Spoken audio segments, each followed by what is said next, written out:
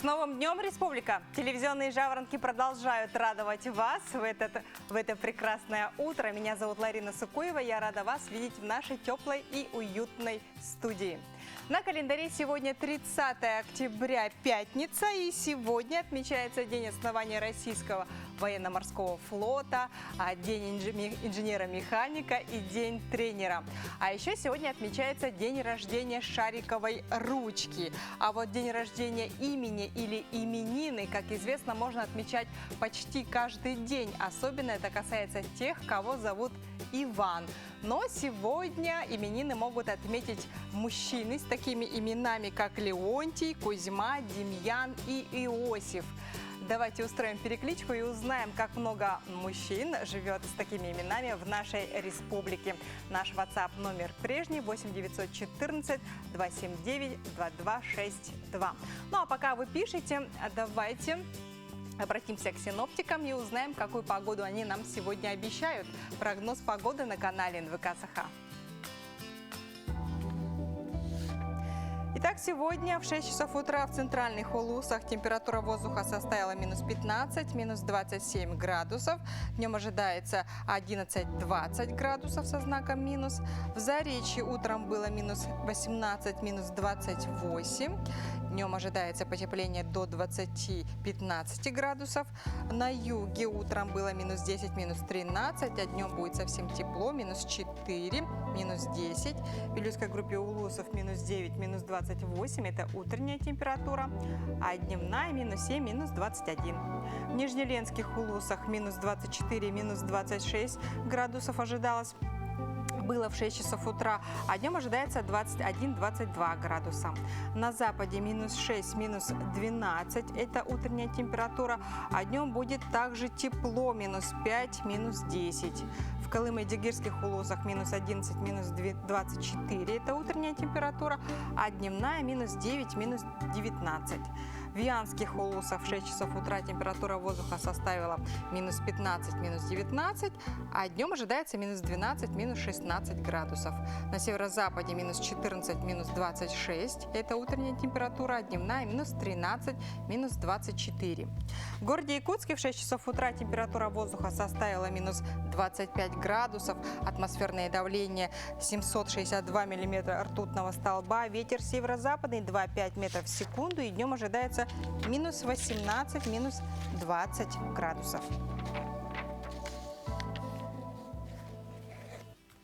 Итак, на дворе сегодня 30 октября, и завтра в католическом мире отмечается День всех святых или Хэллоуин. И несмотря на то, что изначально этот праздник был совсем не нашим, в России его все равно полюбили и настолько, что присоединились к всемирному флешмобу с тыквами, главным символом этого дня.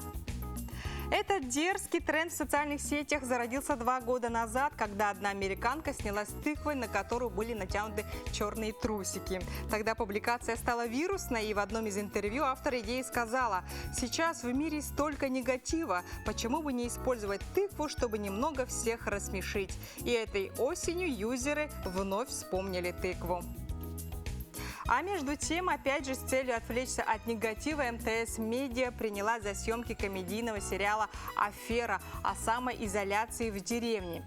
По сюжету 3 брата Данила, Костя и Ваня Поповы долгое время наводили страх на жителей своего поселка. Спасением для соседей становится режим самоизоляции, введенный из-за пандемии коронавируса.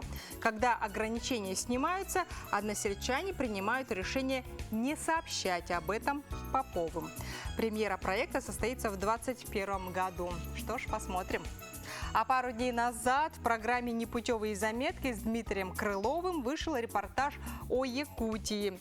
Дмитрия Крылова удивило большое количество мошкары. Он вкратце рассказал историю о присоединении Якутии к России, о природе республики, хомусе, якутских ножах, а также съемочная группа побывала в усадьбе Атласовых.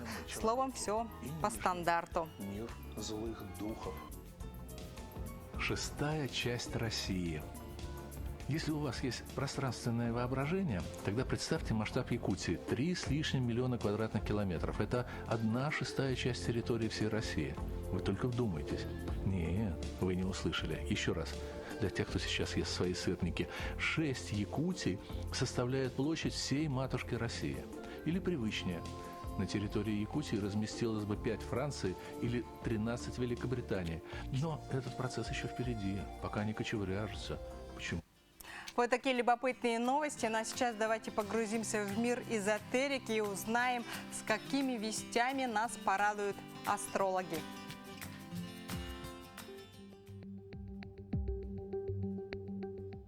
Овен. Удачный день.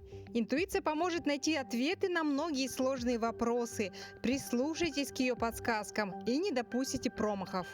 Телец.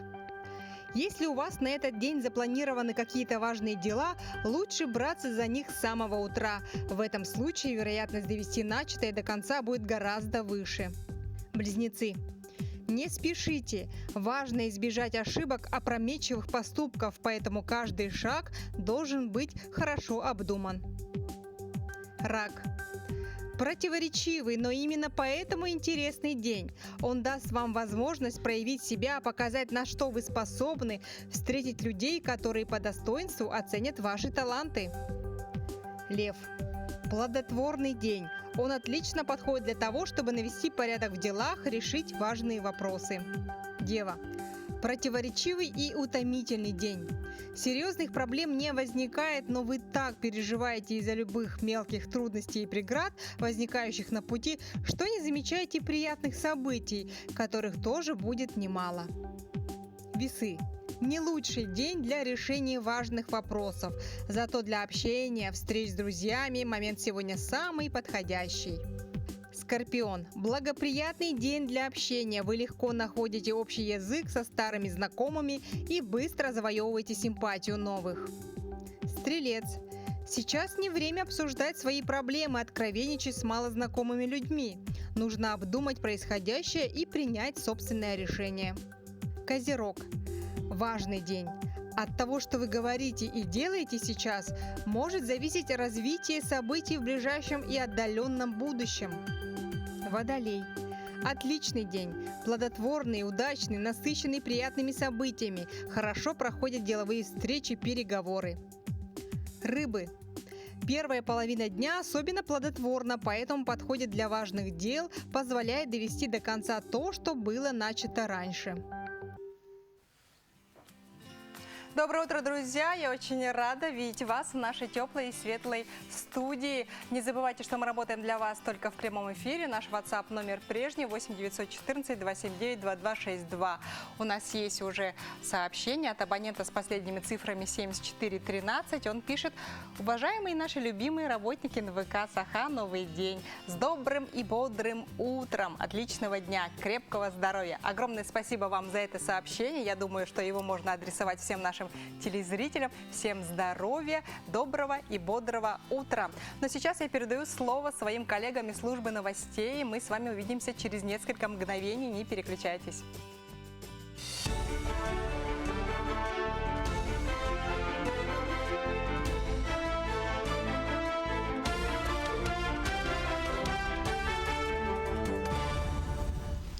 Новый день встречаем с новостями к этому часу. В студии Василий Радченко. Здравствуйте.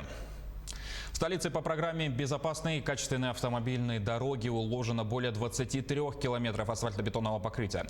По словам первого заместителя председателя правительства Якутии Алексея Колодезникова, программа в этом году реализована успешно. Однако возникают вопросы в финансировании работы. Если по региональным дорогам сегодня подрядчикам профинансировано почти 77%, то в Якутске данный показатель равен 49%. Это при том, что асфальтобетон и другие типы покрытий в столице уложены полностью. Одной из причин этого, как сказали представители города, является то, что подрядчики не своевременно и в неполном объеме сдают документацию по выполненным работам. На реализацию нацпроекта «Безопасные и качественные автомобильные дороги» в 2020 году в республике предусмотрено почти 4,5 миллиарда рублей. За счет этого будет приведено в нормативное состояние 211 километров региональных автодорог и 23,5 километра улично-дорожной сети Якутска. Нулевой цикл строительства Жатайской судоверфи завершили в Якутии. Работы по устройству свайного основания ростверков блока корпусных производств и системы термостабилизации грунтов завершились. Об этом сообщили в пресс-службе ЛОРПа. В сообщении сказано, что строительство высокотехнологичной Жатайской судоверфи развернуто на 25 тысячах квадратных метров под 6 производственных пролетов. При строительстве применялись технологии, которых еще не было в регионе. Сейчас строители производят укрупненную сборку каркаса здания. К концу этого года на площадке должен появиться готовый к внутренним работам контур здания блока корпусных производств. В нем планируется осуществлять полный цикл сборки судна от закладки киля до насыщения основными крупными механизмами. Цифровая маркировка шин стартует с 1 ноября. Тем самым в России начинается первый этап введения обязательной цифровой маркировки резиновых покрышек.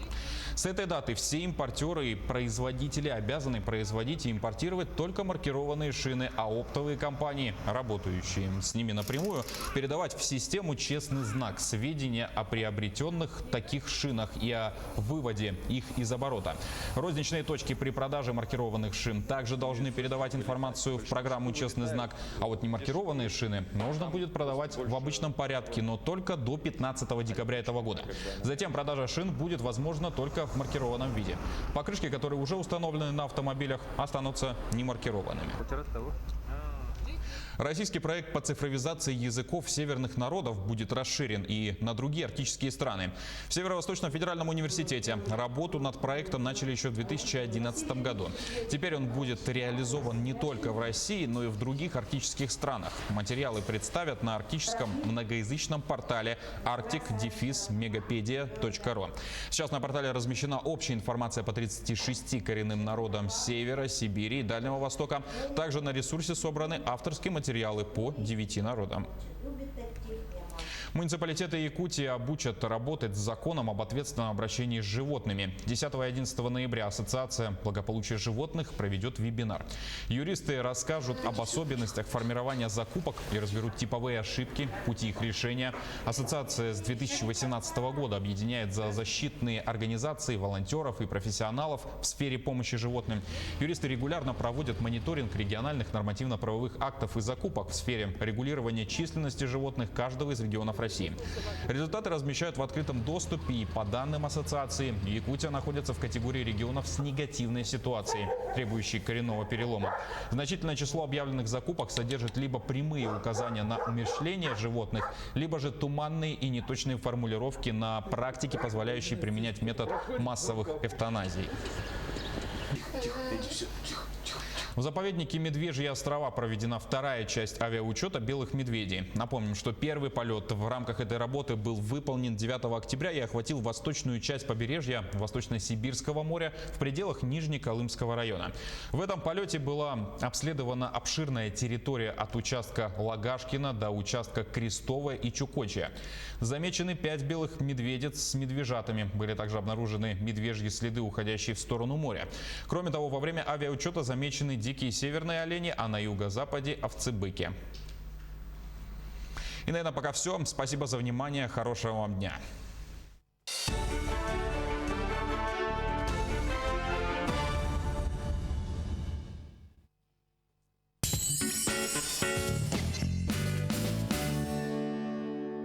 Горячая распродажа холодильников. В Техноторге цены тают. Так, например, холодильник 180 сантиметров за 19 900 рублей.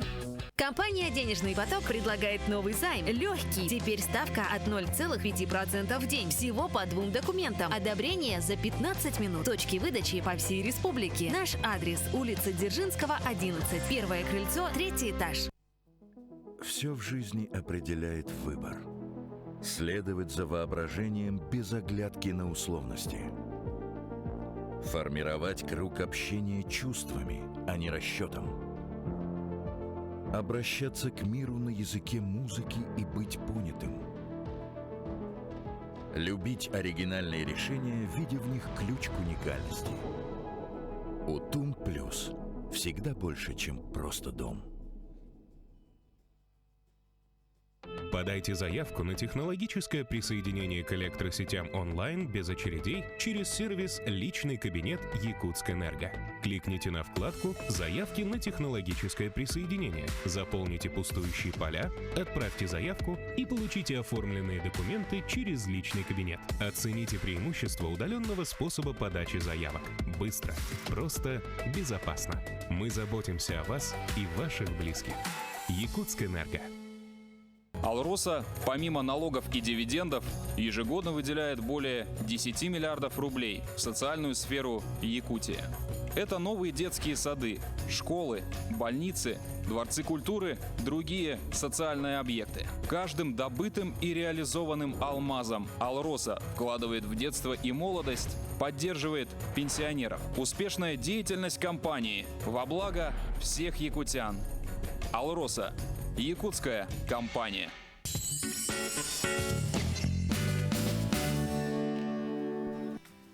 С новым днем, Республика! Телевизионные жаворонки продолжают работать для того, чтобы ваш день начинался только с добрых и свежих новостей. На календаре сегодня 30 октября, пятница, и в это воскресенье в нашей стране отмечается 155-летие со дня основания Института судебных приставов. И по этому поводу мы пригласили в качестве нашего утреннего гостя руководителя управления Федеральной службы судебных приставов по Якутии Алексея Никифорова. Доброе утро, Алексей Артамонович. Доброе утро, В первую очередь примите наши самые искренние поздравления с этой юбилейной датой. Скажите, пожалуйста, вот из курса «История» мы знаем, что судебные приставы в России были известны еще в XIII веке. А какова история возникновения судебных приставов у нас в республике? Дореволюционную и довоенную историю нашей системы в Якутии еще предстоит изучать. А послевоенная связана в первую очередь с именем Василия Дмитриевича Савинова, который на протяжении нескольких десятилетий занимался организацией работы судебных исполнителей при судах. Сегодняшняя история началась в декабре 1997 года, когда был издан приказ министра юстиции Республики Людмилы Тимофеевны Горьевой об образовании службы при Минюсте Республики с численностью около 80 человек. Первым главным судебным приставом был назначен Григорий Григорьевич Ксенофонтов. В 2005 году наша служба стала самостоятельным федеральным органом исполнительной власти. Сегодня наше подразделение существует во всех районах республики. Наша численность 750 человек. Мы выполняем функции по исполнению судебных решений, актов уполномоченных органов, обеспечиваем порядок деятельности в судах, дознание, контроль и надзор за коллекторскими организациями. Скажите, как сегодня развивается служба налоговых приставов? Мы ежегодно улучшаем свои показатели работы. Только за 3 последних года мы взыскали более 19 миллиардов рублей. Из них надо отметить львиную долю, 12,5 миллиардов мы взыскали в пользу частных лиц. Это граждане и организации. Более 350 миллионов взыскано в пользу детей алиментных платежей. 250 миллионов невыплаченной заработной платы дошли до работников. Предоставлено 170 жилых помещений. Нас ждет интересное будущее, будущее цифровой трансформации. Уже через 1,5 года в полной мере заработает новый суперсервис «Цифровое исполнительное производство», благодаря которому полностью коренным образом изменится и система исполнения, и порядок взаимодействия человека, гражданина с приставом. Алексей Артамонович, мы знаем, что с начала этого года Институт судебных приставов претерпел некие изменения, реформу. Расскажите, пожалуйста, что за реформа такая? Да, в прошлом году был принят федеральный закон, согласно которому в первом полугодии этого года состоялась уникальная реформа, в результате которой мы получили статус правоохранительного органа. И все сотрудники стали настоящими правоохранителями с присвоением специальных званий. Таким образом, мы сегодня приглашаем кандидатов к нам на службу. Вся информация размещена на сайте управления. Конечно, требования изменились. К сотрудникам они стали больше. И по образованию требуется высшее образование, среднее специальное. И по состоянию здоровья необходимо пройти военно-врачебную экспертизу. И по физической подготовке, и по психологической устойчивости. Алексей Артамонович, наверное, в этот день вы можете и хотите поздравить всех своих коллег с юбилейной датой. Да, в преддверии праздника поздравляю своих коллег в первую очередь. Хочу пожелать им профессиональных успехов и побед. неиссякаемого оптимизма и энергии, благополучия в семьях, а ветеранам доброго и крепкого здоровья. С наступающим праздником, с Днем судебного пристава. Огромное спасибо, Алексей Артамонович, за участие в нашей утренней программе. Мы еще раз поздравляем вас с этой юбилейной датой. Желаем вам здоровья в это непростое время, удачи и хорошего настроения в течение всего дня и всех выходных. А я напоминаю, что сейчас у нас на связи был Алексей Никифоров, руководитель управления Федеральной службы судебных приставов по нашей республике. Ну а мы продолжаем наш эфир. Итак, на календаре 30 октября, у нас уже зима, хотя в средней полосе России все еще продолжается прекрасная золотая осень. И символом этого времени года, конечно же, считается тыква.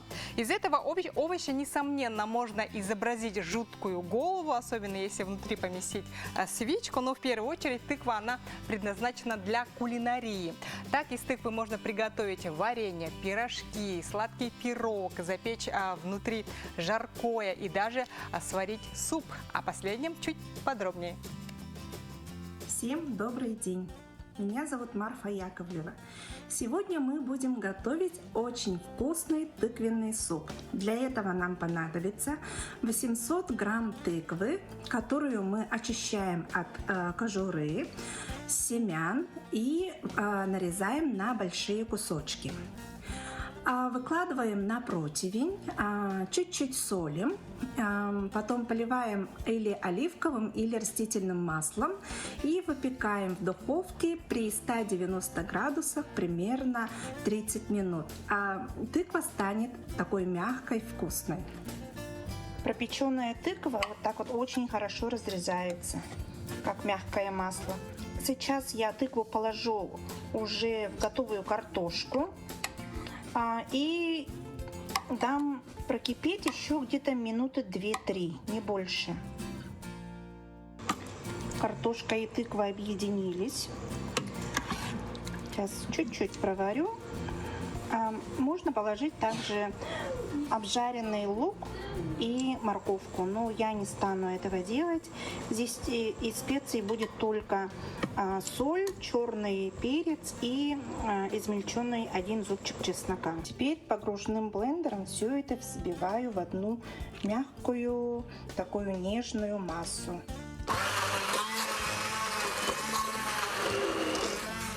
После того, как я положила сливки, посмотрите, цвет изменился, он стал более такой светленький, консистенция прям такая приятная. То еще раз хорошенечко подогрею все, и наш крем-суп готов, я буду подавать.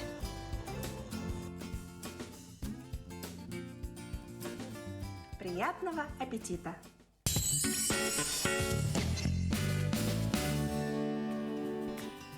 А я знаю, что другой фудблогер нашей республики Наташа Оконешникова из тыквы готовит прекрасный, изумительный, вкуснейший чизкейк. Обязательно загляните к ней на страничку в Инстаграме и увидите рецепт этого блюда.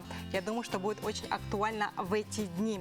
А я напоминаю, что наш WhatsApp номер всегда для вас открыт. 8 914 279 2262. Присылайте нам свои приветы, поздравления и, может быть, ваши варианты блюд из тыквы. А также не забывайте, что сегодня мы отмечаем именины таких людей, у которых имена Леонтий, Кузьма, Демьян и Иосиф. Кого зовут такими именами? Присылайте нам свои приветы на наш WhatsApp номер 8 914 279 2262. Мы обязательно все ваши сообщения прочитаем вслух в эфире.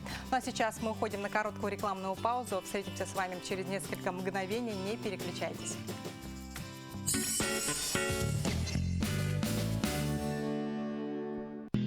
Мечтай шире. Живи в своей квартире. АО ДСК. Доступные квартиры по разумной цене. 33 13 28.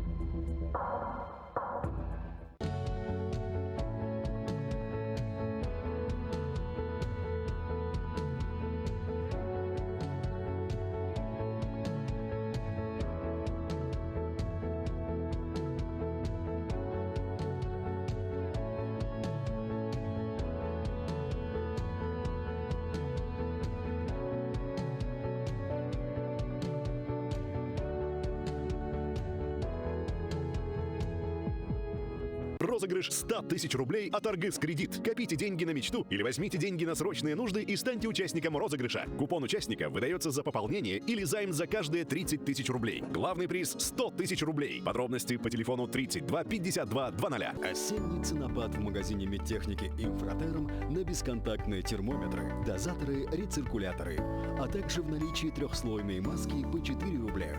«Инфратерм». Петровские ряды. 8 800 250 3901. Звонок бесплатный.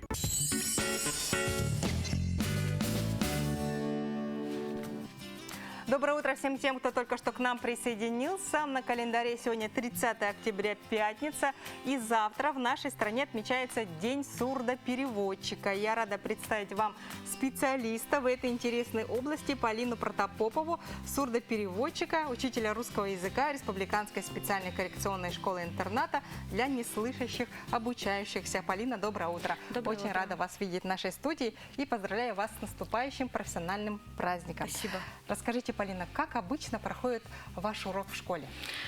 Так как я работаю с особенными детьми, у которых свои особенные потребности образовательные, каждый наш урок построен на основе адаптированных общеобразовательных программ для неслышащих обучающихся. И вот на основе этих программ наши уроки проходят со специальной методикой, у нас есть своя методика, приемы. И все учителя, которые работают в нашей школе, педагоги, учителя, воспитатели, имеют специальное образование. Они учились, получали курсы повышения квалификации по специальности сурдопедагогика.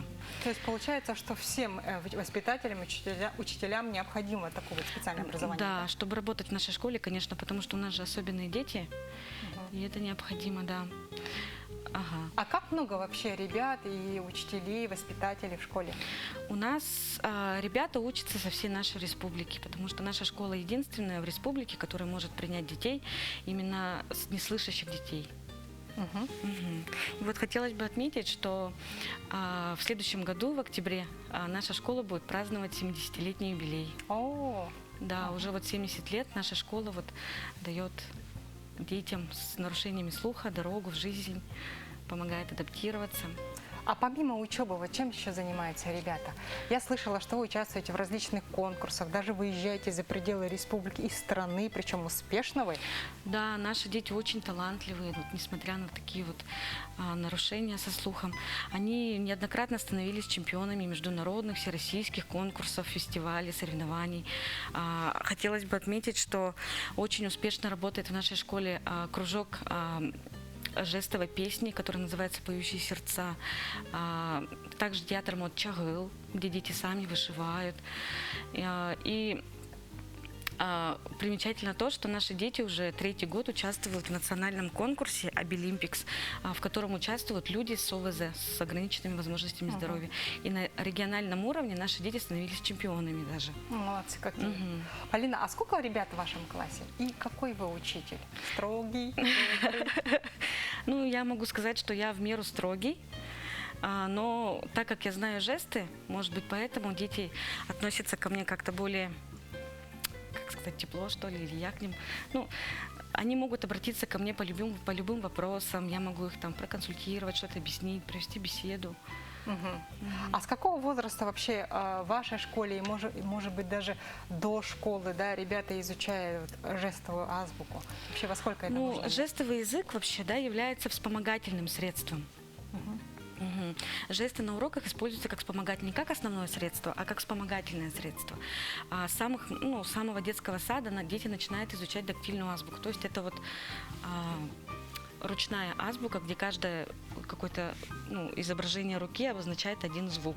Например, вот это вот А, Б, Б, В, там, и так далее. Вот. А жестовое это? А жестовый язык — это когда показывается непосредственно жест. То есть там кушать или пошли. А вот интересно, вот жестовый язык, он международный или это все-таки русский язык? Жестовый язык в России, он таки называется русский жестовый язык. Это даже такая аббревиатура есть общеизвестная РЖЯ.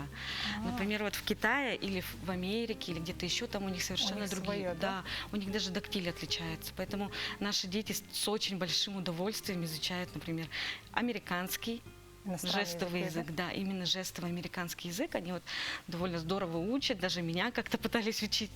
Ну, это буквы, да? Вот, Да, это буквы. Они же по-другому Да. и у них звучат, и у нас, соответственно, Да, всё например, вот по-другому. они говорят: я тебя там люблю. Вот это вот на языке жестов Америки означает люблю. А у нас люблю как? Люблю. Как интересно. А общие есть какие-то жесты, слова, может быть? Ну да, потому что жестовый язык, он как бы делится на две основные группы. Первая группа, собственно, жесты, и вторая группа калькирующие жесты. Вот такие, например, как ходить, или, например, кушать, писать. Это вот то, что вот мы в жизни Основные делаем. такие, да, глаголы. Да. То есть и в Америке поймут нас, да, Да, если мы да, вот если так мы вот. скажем «иди сюда», или «вы», или «я», в Ага. Америке обязательно поймут, конечно. А в этой вашей школе вот изучают иностранным языкам, вот именно вот жестовый иностранный язык? Нет, к сожалению, нет. Это наши дети, так как жестовый язык для них является родным, они очень интересуются именно вот зарубежными жестовыми языками, потому что есть даже фильмы, сериалы. Они самостоятельно изучают, Да. получается, да? Мгм. А вообще, Полина, вот где и можно обучиться на сурдопереводчика? Конкретно я училась в нашем региональном якутском отделении Всероссийского общества глухих. К нам приезжал московский лектор, и всех желающих, у кому необходимо вот это вот, да, обучились там, и по окончании курсов мы все получили удостоверение, которые вот дают право нам оказывать услуги сурдоперевода. А как долго длится вот обучение это? Ну, где-то, наверное, я училась 3-4 месяца. Ага. Ну, то есть первое образование у вас филологическое, да, русский язык, литература, и потом как дополнительное вот вы на сурдопереводчика. А сложно вообще изучать вот жестовую и дактильное, да, азбука? Вот? Мне кажется, вот как-то вы сейчас показали, такое мелкая моторика сложно, да? Это вот со временем все равно приходит, если это практиковать, потому что все равно без практики никуда. Ага. Ну, для каждого по-разному, но если захотеть, мне кажется, можно все. Можно усвоить и свободно разговаривать на жестовом языке. А вот смотрите, вот когда мы говорим на русском языке, допустим, да, у какого-то человека слышится акцент, не то произношение, мы картаем, шепелявим, да, а вот в дактильной азбуке, жестовой азбуке есть какие-то вот, вот эти вот дефекты, я не знаю, как это правильно сказать. Немножко вот мы вот эту вот букву не так показали, и Да, уже это есть что-то такое, да. означает. Например, вот наши дети, да, они же, получается, только вот приходят в школу, у них нет навыков жестового языка, и они вот, как у детей же есть детский лепет, когда они коверкают слова, там, может быть, что-то неправильно говорят, так же и они. Они могут там по-другому как-то показать жест смешно. Ну, там как-то я вот сижу и думаю, что вот ребенок хотел сказать. Ну, вот это вот. Я говорю, да-да-да, я поняла тебя. Ну, то есть они так смешно как-то видоизменяют эти жесты. А как долго нужно, вот, через какое время это все проходит? Сколько нужно тренироваться? Ну, дети-то, они же, получается, в среде, где вот... То есть быстрее у них, да? Да, они вот очень... А у вас лично вот как долго это проходило? Практически чтобы быстро вот. Да. Это вот почти сразу, да? Да. Ага. Это вот без проблем у меня. Полина, я знаю, что помимо школы вы еще работаете на каких-то официальных мероприятиях, да, как сурдопереводчик. Расскажите об этом. Да, я перевожу мероприятия, начиная от школьного уровня, да, общешкольных классных часов, до каких-то массовых мероприятий. Ну, тот же самый Обилимпикс, да, в котором наши дети участвуют, и чтобы наши дети лучше понимали, чтобы не были, потому что, дети же сидят, и я как бы помогаю им. Ну, в общем, очень много всего перевожу. Ясно. Спасибо огромное, Полина, за участие в нашей утренней программе. Я еще раз поздравляю вас с наступающим профессиональным праздником. Спасибо. Здоровья вам, Спасибо. удачи и всего хорошего. Спасибо. Ну а мы, дорогие друзья, продолжаем наш эфир. Итак, завтра нас ждет необычная суббота, хотя 31 октября для россиян праздник неоднозначный. Однако его очень любит отмечать молодежь. И это ведь понятно, что ведь маскарад любят многие, особенно если это связано со страшилками, как говорит молодежь, так это вообще улет. А согласно Оксфордскому словарю английского языка, слово «Хэллоуин» – это сокращение английской фразы «All Hallows Even», что означает «вечер всех святых». Итак, что за это вечер и какие у него традиции, давайте узнаем прямо сейчас. Хэллоуин – современный международный праздник, восходящий к традициям древних кельтов Ирландии и Шотландии, история которого началась на территории современных Великобритании и Северной Ирландии. Отмечается этот праздник каждый год, 31 октября, в канун Дня всех святых. С конца 20 века в ходе процесса глобализации мода на атрибутику Хэллоуина возникла также в большинстве стран Восточной Европы, в том числе и в России. Большинство символов праздника имеет долгую историю. Одним из самых знаменитых атрибутов является тыквенный фонарик или светильник Джека. Он представляет собой полую тыкву, на которой вырезана зловещая гримаса, а внутрь помещена свеча. Считалось, что подобный плод, оставленный в День всех святых около дома, будет отгонять от него злых духов и прочую нечисть. Истоки этого обычая уходят вглубь веков, когда жители Британских островов вырезали рожицы на плодах во время сбора урожая. Как и многие другие языческие традиции, этот символ был охристианизирован, и согласно популярному ирландскому поверью о Джеке, светильник Джека представляет собой душу, не принятую ни в рай, ни в ад. Но фонарики на Хэллоуин не всегда изготавливались из тыквы. В Ирландии и Шотландии для этого традиционно использовали репу. Однако прибывшие в Северную Америку иммигранты быстро заменили ее на тыкву, как более доступный и крупный овощ. Еще одним важным атрибутом на Хэллоуин является маскарад. Популярные костюмы персонажей фильмов ужасов, например, «Мумии» или «Чудовище Франкенштейна». Дети, которые одеваются в карнавальные костюмы и изображают разных монстров, ходят от дома к дому и выпрашивают сладости. Связано это с задабриванием злых духов. В праздничном убранстве домов большую роль играют символы осени, например, деревенские пугало. Основными темами Хэллоуина являются нечистая сила, эзотерика и монстры. Традиционными цветами являются черный и оранжевый.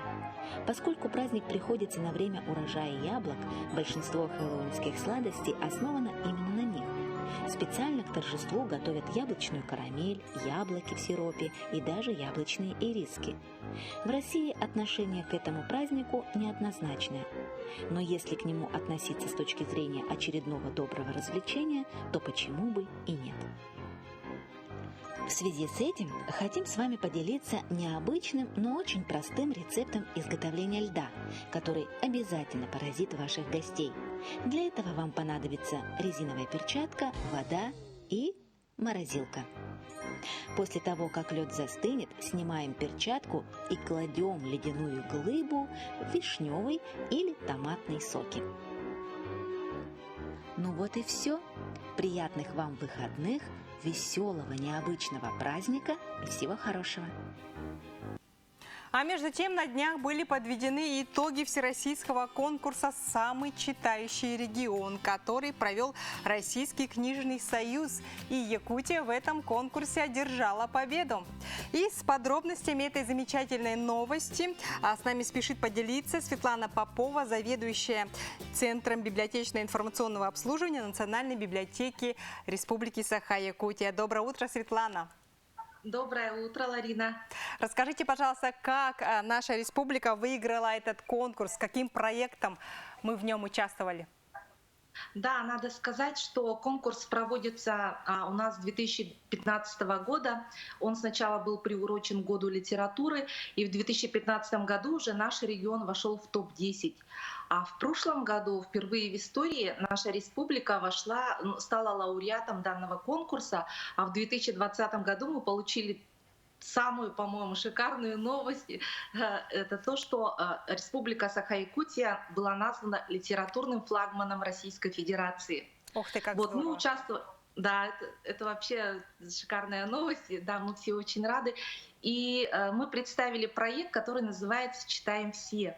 Этот проект, он у нас комплексный, сетевой и республиканский, и ориентирован на все слои населения, то есть от рождения практически до, получается, до преклонного возраста. Для каждого возраста разработаны отдельные программы. Ну и самая яркая акция в рамках этого проекта, это у нас акция называется «Книжное приданое».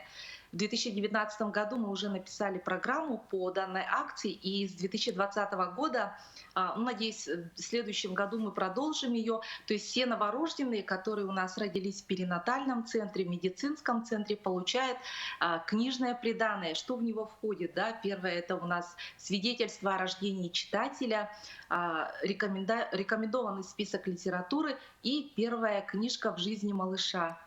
Светлана, Вот. скажите, пожалуйста, а каким образом подводились итоги этого конкурса? Как жюри оценивало победителей? Сразу надо сказать, конечно, жюри было очень компетентное. Туда вошли у нас ведущие представители библиотечной отрасли, ведущие книжные издательства нашей России и другие очень под предводительством Сергея Степашина, который у нас президент Российского книжного союза.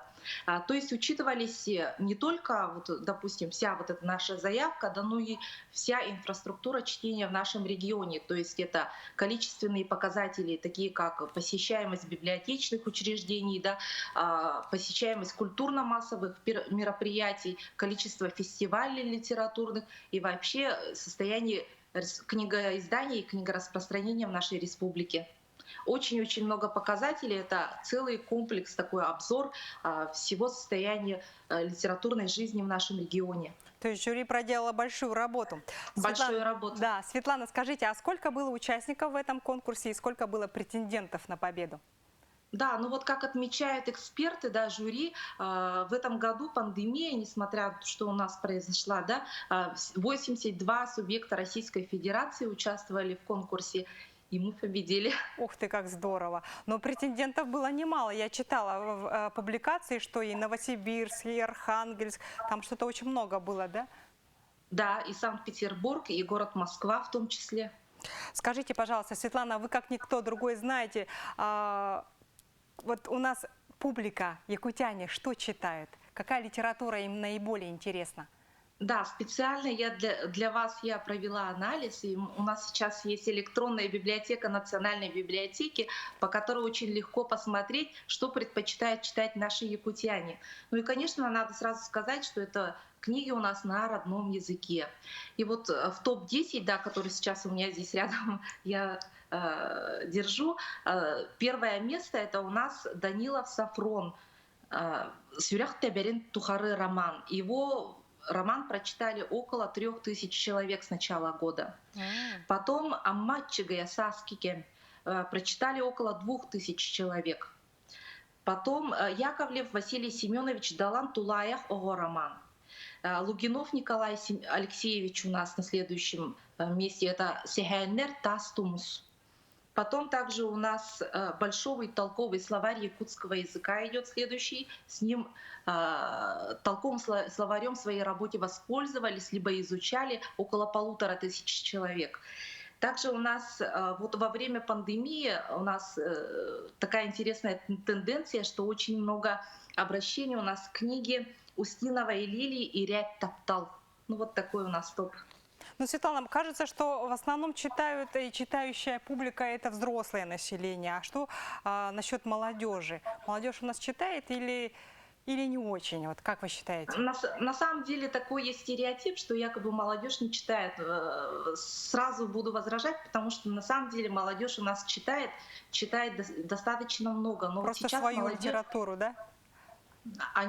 Ну и краеведческую литературу нашу национальную, ну и нон-фикшн очень много. У нас же еще есть литрес, который мы предлагаем для наших читателей.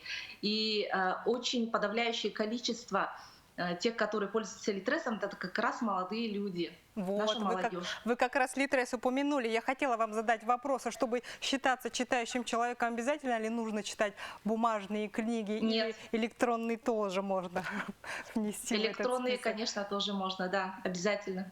Огромное спасибо, Светлана, за потрясающую новость в пятницу с утра. Так что, друзья, читайте книги, ведь мы теперь самый читающий регион. Я напоминаю, что сейчас у нас на связи была Светлана Попова, заведующий Центром библиотечно-информационного обслуживания Национальной библиотеки нашей республики. Но сейчас мы уходим на короткую рекламную паузу. Не переключайтесь. Через несколько мгновений мы снова с вами встретимся и поговорим уже о Дне тренера. У нас будет интересный гость, так что обязательно посмотрите.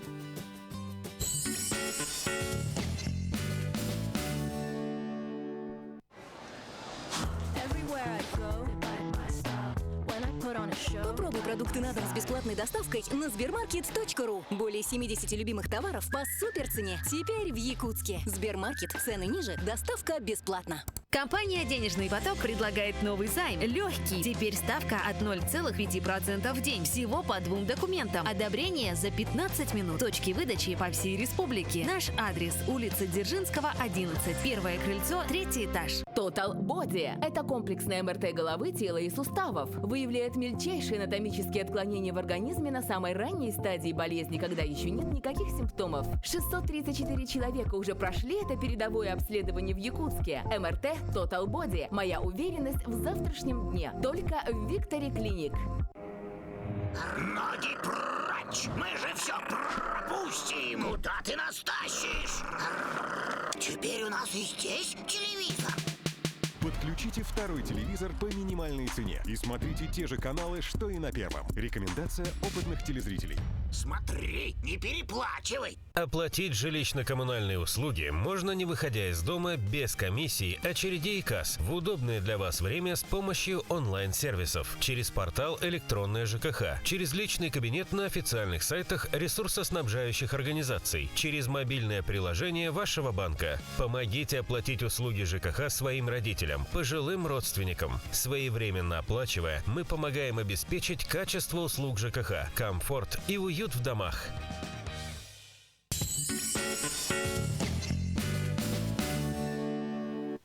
История Второй мировой войны знает несколько примеров удачных побегов из германского плена. Но самым героическим, самым дерзким и воистину уникальным может считаться побег 10 заключенных под командованием летчика Михаила Петровича Девятаева. Сегодня в нашей музейной рубрике мы узнаем об этом побеге немножко подробнее. Доброе утро! Продолжаем знакомить вас с картинами нашей мультимедийной выставки «Память поколений». Сегодняшняя картина – картина Алексея Бурлая «Земля родная». В ней описан подвиг летчика Михаила Петровича Девятаева. 8 февраля 1945 года группа летчика Михаила Девятаева совершила необычное. Они смогли избежать смерти в концлагере, смогли сбежать на немецком бомбардировщике, и они рассекретили чудо-оружие немцев. Они находились на полигоне Узедом, что находилось на острове Балтийского моря, и на этом полигоне испытывались легендарные баллистические ракеты Фау-1 и Фау-2. И на этом же полигоне находился концентрационный лагерь узников, среди которых был Михаил Девятаев. И, готовясь к побегу, он втайне от всех стал изучать строение немецких бомбардировщиков, когда расчищали части этих самолетов на свалках. 8 февраля 1945 года, когда облачность прояснилась, они решили, что побег должны совершить именно сегодня. И вот во время обеда они побежали на свободный бомбардировщик, хотели были завести мотор, но, увы, аккумулятора не оказалось. К счастью, тележка с аккумулятором находилась недалеко. Они привезли аккумулятор, и заревел мотор. Но самолет не взлетал. И только потом понял Михаил Петрович, что триммер руля находился в режиме на посадку. И с помощью своих друзей они штурвал подняли, и, наконец, триммер был переведен на режим полета, и самолет взлетел. Конечно, немцы сразу же всполошились, они полетели следом, был дан приказ догнать, уничтожить, но след самолета простыл. И когда увидели немецкий самолет, наши солдаты, конечно же, открыли стрельбу, 2 в самолете ранили, но Девятаев посадил самолет. И когда они вышли из самолета, солдаты увидели людей в полосатых костюмах. Вы видите тот самый момент, когда они вышли из самолета и с такой любовью вдыхают вкус своей родной земли. Это возвращение было таким долгожданным. Последним вылез из самолета Михаил Петрович. Он в то время весил всего лишь 39 килограммов. Михаилу Петровичу Девитаеву было присвоено звание Героя Советского Союза. Вот такой уникальный человек жил на нашей земле, такой уникальный подвиг. И эта картина рассказывает об этом геройском поступке.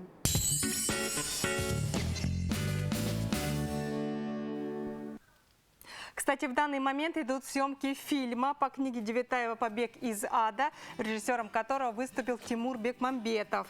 Новый блокбастер о герое Великой Отечественной войне будет в вертикальном и горизонтальном формате. Такую технологию впервые применяют в нашей стране. Ну а мы продолжаем. Как уже говорилось ранее, сегодня 30 октября – это День тренера. И сегодня у нас в гостях тренер по мини-футболу Даниэль Адеми Дурадаини. Доброе утро, Даниэль. Доброе утро. Очень рада вас видеть в нашей студии. Да. Даниэль, скажите, как вы пришли в тренерскую деятельность? Это вопрос очень интересный, потому что я решил, что буду стать тренером, когда я с детства, да, когда у меня совсем маленький. В моей родине у нас очень инфраструктура для футбола очень мало. И у нас государственные, и они об этом ничего не сделали, чтобы дети играли в улице без босиком, без кеда, бутсы, там. Мне тоже это сам живой пример. Вот и это тяжело. Я вижу, что и много талантов у нас есть, которые все люди знают в мире. Это в Нигерии? В Нигерии. И когда я решил, чтобы приехать в Россию, учить дальше, вот, и я думаю, что это пути мне надо, чтобы помогать, когда все уже получаю. Я могу ехать в своей родине и развивать футбол, и помогать, что как талант. Сейчас вот здесь вы кого тренируете? Сейчас, как я работаю в университете СФУ, так я преподаватель там и тренер по футболу. И я с ними, там у меня команда юноши и девушки. И, кстати, еще я работаю в школе «Спартак Юниор» с Москвы, вот, который я стал старший тренер там. Тоже, вот, и обе с детьми и юноши, взрослые чуть я работаю. Поэтому... Скажите, Даниэль, а какой вы тренер? Строгий, добрый, мотиватор? Вот это я не могу определять, потому что пусть люди, которые они у меня занимаются, это выбираем. Но я считаю, что все в мои план, мои деятельности есть. Я не могу говорить, я слишком добрый, я не могу говорить, что строгий. Но я очень принципиальный человек, который своей работой очень ценю. И я хочу, чтобы видеть результат и воспитать детей, чтобы они добиться свои цели. Вот. И я думаю, все у меня есть вообще. То есть зависит от ситуации, скорее всего. Да, вот именно. Даниэль, мы знаем, что самое большое удовольствие для игрока – это забить гол, для вратаря отразить сложный мяч. А вот что самое важное, какое большое удовольствие для тренера? Да, для тренера это ни одного тренера не любит, чтобы свои дети не двигаемся вперед. Когда тренер видит свои дети, воспитанников, да, чтобы они развивают и добиться, и они идут пути, которые ты хочешь, чтобы они идут, это тогда, тренер всегда горжусь за это. Поэтому для меня это, когда я вижу свои дети, чтобы они побеждали где-то, да? Побеждали, не только побеждали, растет. Вот, растет, что у них набирает форму, все таки. И какой-то, может быть, 2 года я хочу, чтобы идти на какой-то уровень. Вот и дети уже добились такие. Это для тренера, это самое важное, большое удовольствие. Да. Даниэль, многие же говорят, что во всех видах спорта тренер чему-то учится у своих подопечных. А вот вы чему научились у своих? Так, я учусь как быть терпением. Потому что сначала, когда я выбираю эту деятельность, чтобы я буду стать тренером, характер какой-то терпения нет, потому что я человек, который везде эмоциональный, везде знаю, что я эмоциональный, но каждый день идет, я начинаю как можно спокойно, там терпение и любить детей. Очень я уважаю детей, поэтому я очень люблю своей работой с детьми. Ага, вы сказали до этого, что занимаетесь девушками в том числе, да? А какова перспектива женского футбола в нашей республике? Я до сих пор еще с ними работаю, но женский футбол в республике очень низкий уровень, если говорить, потому что нет много школ, которые они могут дают возможно все девушки. И это зависимость, это план в городе по спортам. Вот. Например, у меня есть возможность, чтобы поговорить с заместителем Минспорт 2 года назад. И я об этом рассказываю, что как можно увеличить этот уровень женский футбол в городе. Но очень хорошо мне объяснили, что они будут рассматривать это и в будущем это будет хорошо работать об этом. Но в данный момент перспектива, что девушки, они тоже уже увлекаются играть в футбол. Раньше мало, но сейчас уже стали много. Чуть больше, да? Да. И они очень-очень хорошо себе показывают.